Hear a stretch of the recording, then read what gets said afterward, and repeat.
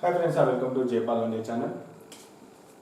చాలామంది అన్న C language గురించి చెప్పండి అని చెప్పేసి చాలామంది రిక్వెస్ట్ చేస్తూ ఉన్నారు. దానికి సంబంధించి ఎంతమంది ఓటింగ్ పెట్టినప్పుడు కూడా నియర్గా 3000-4000 మెంబర్స్ వరకు కూడా సి లాంగ్వేజ్ చెప్పండి అని చెప్పేసి అంటూ ఉన్నారు. సో సి లాంగ్వేజ్ అనేది మనకు ఫస్ట్ ఇయర్లో అంటే బీటెక్ వాళ్ళకైతే తెలంగాణ అయినా సరే ఏపీ అయినా సరే PPS programming for problem solving అని చెప్పేసి మన సబ్జెక్ట్ అయితే ఉంటుంది. దీంట్లో ఓన్లీ ఫస్ట్ యూనిట్ వచ్చేసి only computer basics, input devices ఏంటి, అవుట్పుట్ డివైజెస్ ఏంటి అనే దానిపైన ఆల్రెడీ ఒక వీడియో చేశాను. దానికి సంబంధించి లింక్ నేను డిస్క్రిప్షన్లో ఇస్తాను, ఒకసారి చెక్ చేసుకోండి. మరి ఇవాళ ఏం చేయబోతున్నాం అంటే లాంగ్వేజెస్లో మనకు 2 క్వశ్చన్స్ ఉంటాయి మేజర్గా. అది ఏ లాంగ్వేజ్ అయినా సరే, హిందీ కావచ్చు, ఇంగ్లీష్ కావచ్చు, తమిళ్ కావచ్చు. అసలు లాంగ్వేజ్ అంటే ఏంటి? ఫస్ట్ క్వశ్చన్ అందరికి ఉన్నటువంటి క్వశ్చన్స్ ఇవి. లాంగ్వేజ్ అంటే ఏంటిది, మళ్ళీ దీంట్లో కంప్యూటర్ లాంగ్వేజ్ అంటే ఏంటి? ఈ 2 టాపిక్స్ ఫస్ట్ మనం నేర్చుకుందాం. లాంగ్వేజ్ అనేది దేనికి యూజ్ చేస్తాం? ఒక ఇద్దరు మనుషులు మాట్లాడుకోవడానికి మనకు ఏదో ఒక లాంగ్వేజ్ ఇవ్వాలి. హిందీ కావచ్చు, ఇంగ్లీష్ కావచ్చు, తమిళ్ కావచ్చు, ఉర్దూ కావచ్చు, ఏదైనా సరే. ఒక ఇద్దరు మనుషులు ఉన్నారు. ఇక్కడ ఏ పర్సన్, నెక్స్ట్ వచ్చేసి ఒక బి పర్సన్ ఉన్నారు. ఇప్పుడు ఏ పర్సన్, బి పర్సన్ ఈయనకు బాగా ఆకలి అవుతుంది. ఇప్పుడు బి పర్సన్ ఏమన్నారు కదా, అయితే సైగ చేయాలా ఇట్లా ఆకలి అవుతుంది అని చెప్పేసి, లేకపోతే డైరెక్ట్గా నాకు బాగా ఆకలి అవుతుంది, నాకు అన్నం పెట్టండి అని చెప్పేసి అడగాలి. అంటే మొత్తం ఏదైతే వీళ్ళకు కమ్యూనికేషన్ చేసుకోవడానికి ఏ నుంచి బికి పోవచ్చు, బి నుంచి ఈకే పోవచ్చు.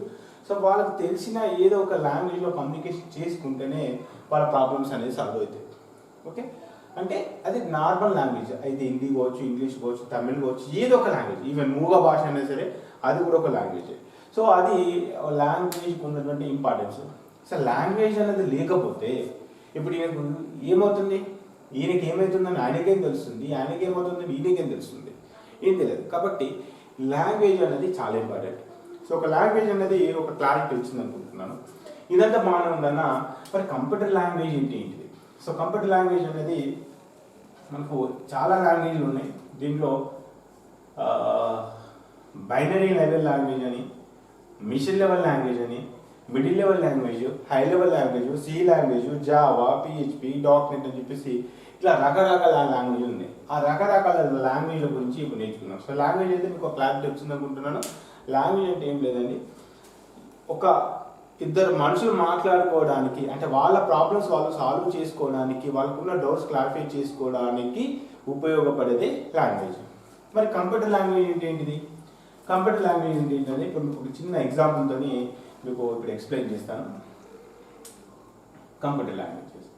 సో నేను మరీ బ్యాక్ వెళ్ళానండి, అంటే మనం డైరెక్ట్గా సి నుంచి వచ్చేద్దాం.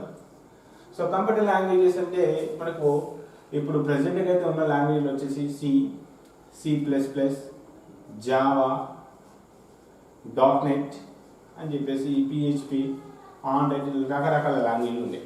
మరి ఈ లాంగ్వేజ్లు అన్నీ ఎందుకు వచ్చాయి ఏంటి? సో ఏదైనా సరే ఫస్ట్ కంప్యూటర్ లాంగ్వేజ్ అనేది ఎందుకు వచ్చింది అని అంటే ఇప్పుడు మీకు చెప్తాను. ఒక మిషన్ ఉంది ఇక్కడ, అంటే ఒక కంప్యూటర్ ఉంది, ల్యాప్టాప్ కావచ్చు, ట్యాబ్ కావచ్చు, మొబైల్ కావచ్చు, ఏదైనా సరే.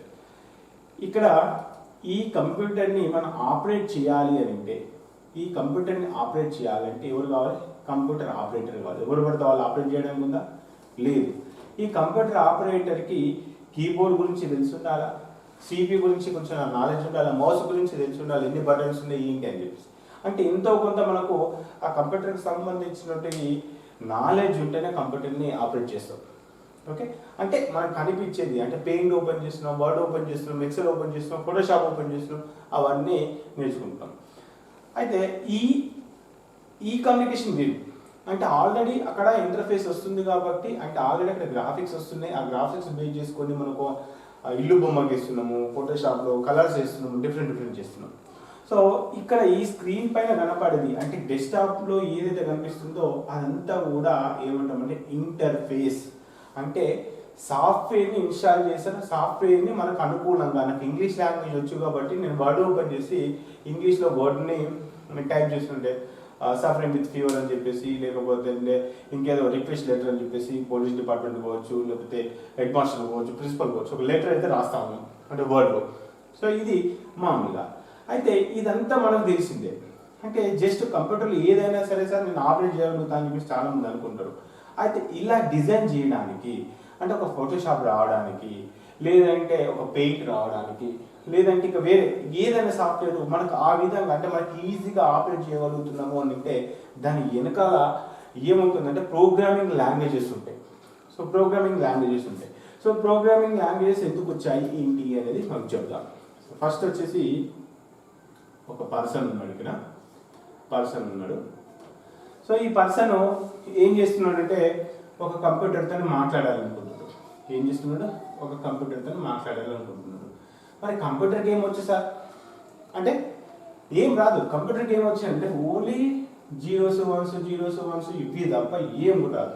కేవలం 0-1 ప్రపంచాన్ని ఆడుకుంటుంది. మనం ఒక 0-1 నేర్చుకుంటే అయిపోతుంది కదా సార్, లాంగ్వేజ్లు వస్తాయని చెప్పేసి చాలా మంది అనుకుంటారు. బట్ ఇక్కడ మనకు మిషన్కి అర్థమైంది కేవలం 0s 1s.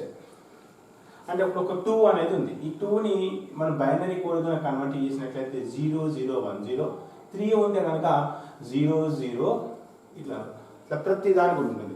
ఈవెన్ ఏకి కూడా ఒక నెంబర్ ఉంటుంది, స్మాల్ ఏకి కూడా ఒక నెంబర్ ఉంటుంది. ఇవన్నీ కూడా ఆస్కీ ఫార్మాట్స్ ఉంటాయి. అంటే ఏదైనా సరే మనం టైప్ చేసిన ఏ టైప్ చేసిన పోవచ్చు, బి టైప్ చేసిన పోవచ్చు, సి టైప్ చేసిన పోవచ్చు, అదే క్యాష్ సింబల్, డాలర్ సింబల్ ఏది టైప్ చేసినా కూడా ప్రతి దానికి కూడా ఒక ఆస్కీ నెంబర్ అనేది ఉంటుంది. ఆస్కీ నెంబర్ నుంచి ఏమవుతుందంటే 0s 1sగా కన్వర్ట్ అయిపోతాయి.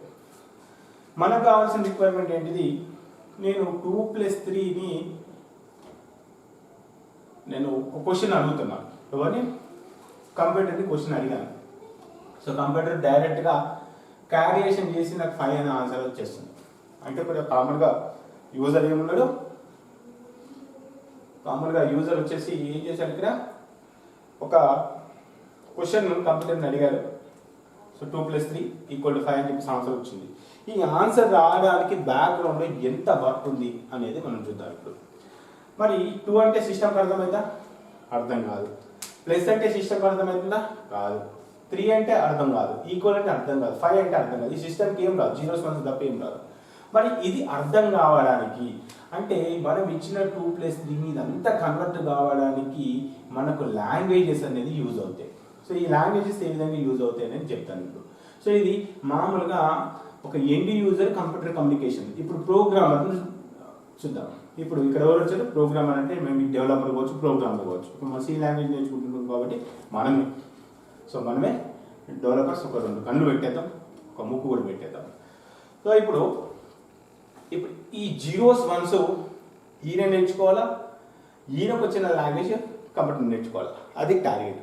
సో ఈయన బాగా ట్రై చేశారు 0s 1s నేర్చుకుందామని, వస్తలేదు. ఎంత నేర్చుకుందామన్నా కూడా ఇన్ని 0s 1s నేర్చుకుందామంటే అస్సలు వస్తలేదని చెప్పేసి అప్పుడు బాగా ఆలోచించి ఏం చేశారంటే కొన్ని లాంగ్వేజ్లు తీసుకొచ్చారు. ఏం చేశారు అంటే ఒక సి లాంగ్వేజ్, ఇంకా చాలా ఉన్నాయంటే బిఫోర్ మనకు చాలా లాంగ్వేజ్లు ఉన్నాయి. ఇప్పుడు మనం ఓన్లీ సి గురించి మాట్లాడుతున్నాం కాబట్టి సి అనేది తీసుకొచ్చారు. ఈ సి ఎవరికి వచ్చు? ప్రోగ్రామర్కి వచ్చు. సేమ్ ఇదే సి లాంగ్వేజ్ ఎవరికి వచ్చు? కంప్యూటర్ కూడా వచ్చు. ఏ విధంగా వచ్చు అని అంటే ఈ సి అనే సాఫ్ట్వేర్ని దీంట్లో ఇంక్లూడ్ చేసాము. ఆ సి అనే సాఫ్ట్వేర్ని ఇంక్లూడ్ చేసినప్పుడు దీంట్లో కంపైలర్ అనే సహాయంతో, ఏ కంపైలర్? C compiler. ఏ compiler? C compiler. Java compiler ఉంటుంది, సి కంపైలర్ ఉంటుంది. ఇప్పుడు సి లాంగ్వేజ్ అనే సాఫ్ట్వేర్ని నా సిస్టంలో చేశాను. నాకు కూడా సి లాంగ్వేజ్ వచ్చు. సో సి లాంగ్వేజ్ ఏం రాశాను? A = 10 రాశాను, B = 20 రాశాను, C = A + B రాశాను. ఇది సి లాంగ్వేజ్లోనో జావాలోనో దేంట్లోనో అట్లా రాశాను. నాకు సి లాంగ్వేజ్ వచ్చు కాబట్టి. సో ఇదేం చేశాను నేను? సి లాంగ్వేజ్లో రాసిన కోడ్ అంటే C language set of instructions నేను ఎక్కడికి పంపించేస్తున్నాను? కంపైలర్కి పంపిస్తున్నాను. కంపైలర్ ఏం చేస్తుంది?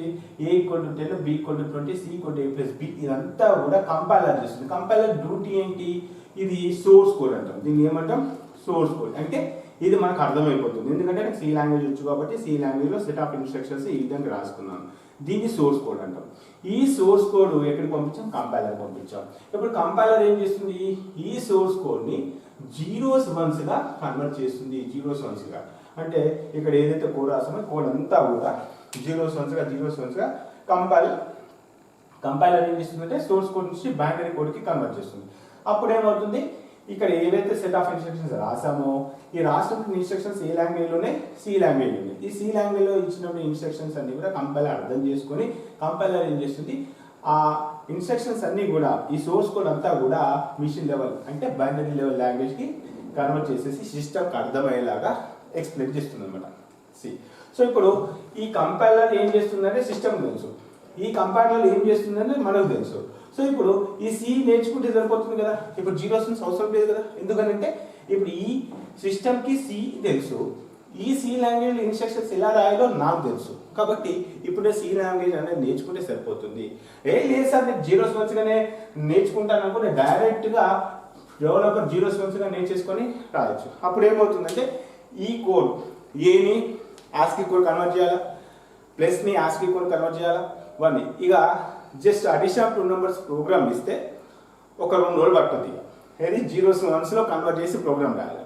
సో ఇప్పుడు ఆ శ్రమంతా లేకుండా మనకి ఏం చేశారంటే సి లాంగ్వేజ్ అంటే సి అనే కంపైలర్ మనం తీసుకొచ్చాము. సి అనే కంపైలర్ని సిస్టమ్లో ఇన్స్టాల్ చేశాను. అంటే సి అనే కంపైలర్ ఏం చేస్తుంది అనే సిస్టమ్ తెలుసు, సి అనే కంపైలర్లో ఏ విధంగా ఇన్స్ట్రక్షన్స్ రాయాలని నాకు తెలుసు. కాబట్టి ఇప్పుడు నాకు ఒక సి లాంగ్వేజ్ వస్తే నేను సి లాంగ్వేజ్లో ప్రోగ్రామ్స్ నేర్చుకుంటాను, సి లాంగ్వేజ్లో ప్రోగ్రామ్స్ రాయగలుగుతాను అనేది మనకు ఒక కాన్ఫిడెన్స్ వస్తుంది. సో అది మనకు ఈ లాంగ్వేజ్ అనేది నీడ్. సో అదేవిధంగా సి లాంగ్వేజ్ ఒకటేనా సార్? సి లాంగ్వేజ్ ఒకటే కాదు, సి లాంగ్వేజ్తో పాటుగా చాలా లాంగ్వేజ్ ఉన్నాయి.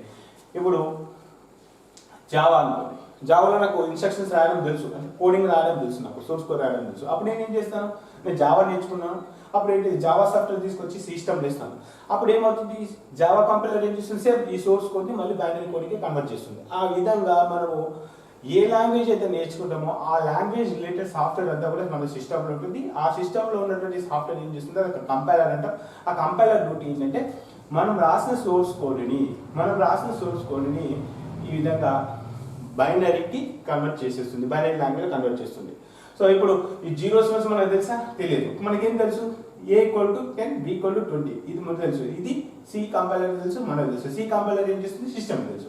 సో మధ్యలో మీడియేటర్ ఏం చేస్తుందంటే సి కంపైలర్ అనేది వర్క్ చేస్తుంది. సో ఇప్పుడు మీకు క్లారిటీ వచ్చింది అనుకుంటున్నాను. మనకు లాంగ్వేజెస్ అని ఎందుకు వచ్చినాయి, మరి ఎందుకు సార్ ఈ లాంగ్వేజ్ అనేది చూద్దాం.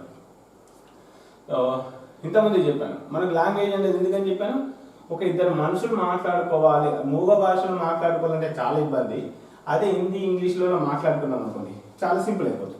ఆ విధంగా సి, జావా ఈ విధంగా రకరకాల లాంగ్వేజ్ వచ్చినాయి. సో ఇప్పుడు మనం సి లాంగ్వేజ్కి వచ్చేద్దాం. సో సి లాంగ్వేజ్ ఎట్లా వచ్చిందో మీకు అర్థమైంది అనుకుంటున్నాను.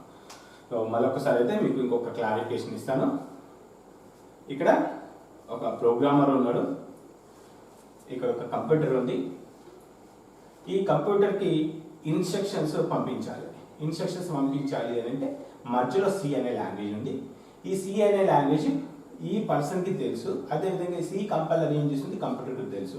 సో ఇక్కడ నేను A = 10, B = 20, C = A+B అనే కోడ్ని రాశాను, సోర్స్ కోడ్ని రాశాను. ఈ సోర్స్ కోడ్ ఏమవుతుంది, ఈ సి అనే కంపైలర్ ఏం చేస్తుందంటే source code converted into binary level లాంగ్వేజ్ని కన్వర్ట్ చేసి సిస్టమ్కి ఇచ్చేస్తుంది. సో ఈ విధంగా సి లాంగ్వేజ్ అనేది యూజ్ అవుతుంది. అంటే ఇద్దరి మధ్య కమ్యూనికేషన్ చేయడానికి యూజ్ చేసే లాంగ్వేజే సి లాంగ్వేజ్. సో అదేవిధంగా సి కావచ్చు, జావా కావచ్చు, ఇంకేదైనా కావచ్చు. సో ఇది మొత్తం అయితే సి లాంగ్వేజ్ సంబంధించి. సో నెక్స్ట్ వచ్చేసి ఇదంతా కూడా డెవలపర్కి మట్టికే తెలుసు. ఇప్పుడు మనం ఏం చేస్తాం, ఒక ఇంటర్ఫేస్ అని చెప్పేసి ఇంకొక కాన్సెప్ట్ ఉంటుంది. ఇంటర్ఫేస్ అంటే అవుట్పుట్ అండి, ఏం లేదు. ఇంటర్ఫేస్ అంటే అవుట్పుట్, మీకు సింపుల్గా చెప్పాలంటే. సో ఇంటర్ఫేస్ అంటే ఏంటంటే క్యాలిక్యులేటర్ ఓపెన్ చేసాం, క్యాలిక్యులేటర్లో 10 ప్రెస్ చేసాం, నెక్స్ట్ ప్లస్ ప్రెస్ చేసాం, నెక్స్ట్ 2 ప్రెస్ చేసాం, నెక్స్ట్ ఈక్వల్ కొట్టగానే 12 అని వచ్చేస్తుంది. అంటే డైరెక్ట్గా ఒక స్క్రీన్ అనేది కనపడుతుంది. ఆ స్క్రీన్లో 10 కనపడింది, 2 కనపడింది, ప్లస్ కనపడింది, ఈక్వల్ కనపడింది, ప్రెస్ చేయగానే మనకు అవుట్పుట్ వచ్చేస్తుంది. దాని వెనకాల ఏం జరుగుతుంది, ఈ 10 ప్రెస్ చేసాం. ఈ 10 ప్రెస్ చేసినప్పుడు అది ఏ లాంగ్వేజ్లో దాని బ్యాక్గ్రౌండ్లో డెవలప్ చేశారు ఆ అప్లికేషన్. ఇప్పుడు వాట్సాప్ ఓపెన్ చేస్తున్నా కావచ్చు, ఫేస్బుక్ ఓపెన్ చేస్తున్నా కావచ్చు, అలాంటి సి లాంగ్వేజ్లో ఒక అప్లికేషన్ ఓపెన్ చేస్తున్నా కావచ్చు, జావాలో ఒక అప్లికేషన్ ఓపెన్ చేసి రన్ చేస్తున్నాం. అంటే వాళ్ళు డిజైన్ చేసిన అవుట్పుట్ ఒకటే కనిపిస్తుంది, అవుట్పుట్లో మనం ఎంటర్ చేస్తున్నాం. బట్ ద బ్యాక్గ్రౌండ్లో ఏం వర్క్ జరుగుతుంది అనేది ఎవరికి తెలియాల్సిన అవసరం లేదు. ఎవరికి తెలుస్తుంది, ఓన్లీ డెవలపర్కి అంటే ప్రోగ్రామర్కి ఒకరికే తెలుస్తుంది, యూజర్కి తెలియదు. సో యూజర్కి అర్థం కావడానికి మనం డిజైన్ చేసేది ఇంటర్ఫేస్. అంటే enter A value, enter B value, enter C value, లేకపోతే enter user name, enter password అని చెప్పేసి ఇలాంటి ఇంటర్ఫేస్ని క్రియేట్ చేసి ఇస్తాం. వాళ్ళు దాంట్లో డాటా ఎంటర్ చేస్తారు, వాళ్ళకి కావాల్సిన అవుట్పుట్ వచ్చేస్తుంది. అంతేగాని దాని వెనకాల ఏం జరుగుతుంది, క్లయింట్ లేన్ ఉన్నాయి, సర్వర్ లేన్ ఉన్నాయి, క్లయింట్కి సర్వర్కి ఎలాంటి కమ్యూనికేషన్ జరుగుతుంది, దాని బ్యాక్గ్రౌండ్లో జీరో సోర్స్కి ఎలా కన్వర్ట్ అవుతుంది, అంతా ఏది కూడా అవసరం లేదు. మనం ఇచ్చినట్టు ఇన్పుట్ ఏంటిది, అవుట్పుట్ ఏమొస్తుంది ఏంటి అని చెప్పేసి ఈ సంభాషణ అనేది జరుగుతుంది. ఈ సంభాషణ దేంట్లో జరుగుతుంటే ఇంటర్ఫేస్ ఏమంటామంటే మనం అవుట్పుట్ అంటాం. సో ఇది లాంగ్వేజెస్కి సంబంధించి. సో బేసిక్ అయితే మీకు ఒక అర్థమైంది అనుకుంటే లాంగ్వేజ్ అనేది ఏ విధంగా వచ్చింది, లాంగ్వేజ్ని డెవలప్ చేయడానికి కారణాలు ఏందని చెప్పేసి ఒక అవగాహన అయితే వచ్చింది అనుకుంటున్నాను. సో ఇది మొత్తం అయితే లాంగ్వేజ్. సో ఇప్పుడు మనం ఏం చేయబోతున్నాం అంటే సి లాంగ్వేజ్ని నేర్చుకోబోతున్నాం. సో ఏ లాంగ్వేజ్ ఇంతకుముందు చెప్పిన కాన్సెప్ట్ అన్నా కూడా అది ఏ లాంగ్వేజ్ అయినా సరే, సి అయినా జావా అయినా ఏ లాంగ్వేజ్ అయినా కామన్, అది ఎందుకు వచ్చింది లాంగ్వేజ్ అనేది. సో మనం సి లాంగ్వేజ్ నేర్చుకుంటాం. సి లాంగ్వేజ్లో సి కంపైలర్ ఏం చేస్తుందంటే సోర్స్ కోడ్ నుంచి మిషన్ కోడ్కి కన్వర్ట్ చేస్తుంది, అంటే బైనరీ లెవెల్కి కన్వర్ట్ చేస్తుంది. మరి సోర్స్ కోడ్ ఏంటి, ఈ సోర్స్ కోడ్ కూడా సి లాంగ్వేజ్ అంటే ఇప్పుడు ఇంగ్లీష్ నేర్చుకుంటున్నాం. ఇంగ్లీష్ నేర్చుకున్నప్పుడు మనం ఏం చేస్తాం, ఏబిసి నేర్చుకుంటాం.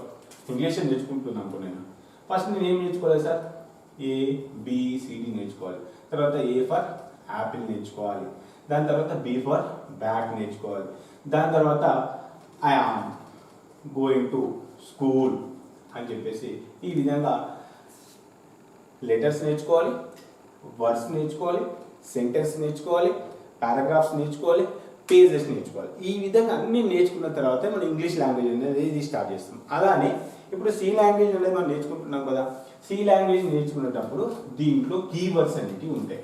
ఈ కీవర్డ్స్ ఎందుకు యూజ్ చేస్తున్నాడు ఏంటి, అదేవిధంగా ఈ సి లాంగ్వేజ్కి సంబంధించినటువంటి ఈ రూల్స్ రెగ్యులేషన్స్, అంటే దీంట్లో మనకి ఇంగ్లీష్లో ఫ్యూచర్ టెన్స్ ఏంటిది, ఫాస్ట్ టెన్స్ ఏంటిది, ఏ విధంగా సెంటెన్స్ ఫ్రేమ్ చేయాలి ఏంటి అని చెప్పేసి రూల్స్ అండ్ రెగ్యులేషన్స్ ఉంటాయి. అంతేగాని ఇష్టం ఉన్నట్టు మాట్లాడడానికి ఉండదు కదా.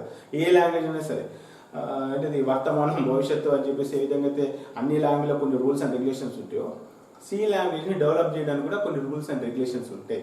దాని బేసిక్ స్ట్రక్చర్ ఏ విధంగా ఉంటుంది, దాంట్లో ఏమేమి కీవర్డ్స్ ఉంటాయి, మనం ఒక ఇన్స్ట్రక్షన్ని ఏ విధంగా టైప్ చేయాలి, స్టేట్మెంట్ ఏంటి, ఇవన్నీ కూడా మనం ఫ్యూచర్ క్లాస్లో డెఫినెట్గా తెలుసుకునే ప్రయత్నం చేద్దాం. మరి ఇంత మంచి వీడియో మీద ముందు దాకా నేను తీసుకొని వస్తున్నాను. మరి ఫస్ట్ క్లాస్ ఏ విధంగా ఉంది, మీరు ఈ విధంగా కంటిన్యూ చేయండి అన్న మాకు మీరు చెప్పే క్లాస్ మాకు కొంచెం బాగా అర్థమైపోతుంది అంటే డెఫినెట్గా ఫర్దర్ క్లాసెస్ కంటిన్యూ చేసే ప్రయత్నం చేద్దాం. సో ఇంకా చాలా క్లాసుల్లో అంటే మనం మ్యాక్సిమం ఒక 20 to 30 క్లాసెస్లో సి లాంగ్వేజ్ని కంప్లీట్ చేయడానికి ప్రయత్నం అయితే చేద్దాం. బేసిక్స్ అయితే మంచిగా ఎక్స్ప్లెయిన్ చేద్దామని చెప్పేసి ఒక ఉద్దేశం విన్నే మనమైతే ఈ క్లాస్ అయితే స్టార్ట్ చేయడం జరిగింది. కాబట్టి మరి క్లాస్ ఎట్లుంది ఏంటి అనేది అయితే కింద కామెంట్ సెక్షన్లో కామెంట్ అయితే చేయడం మర్చిపోకండి.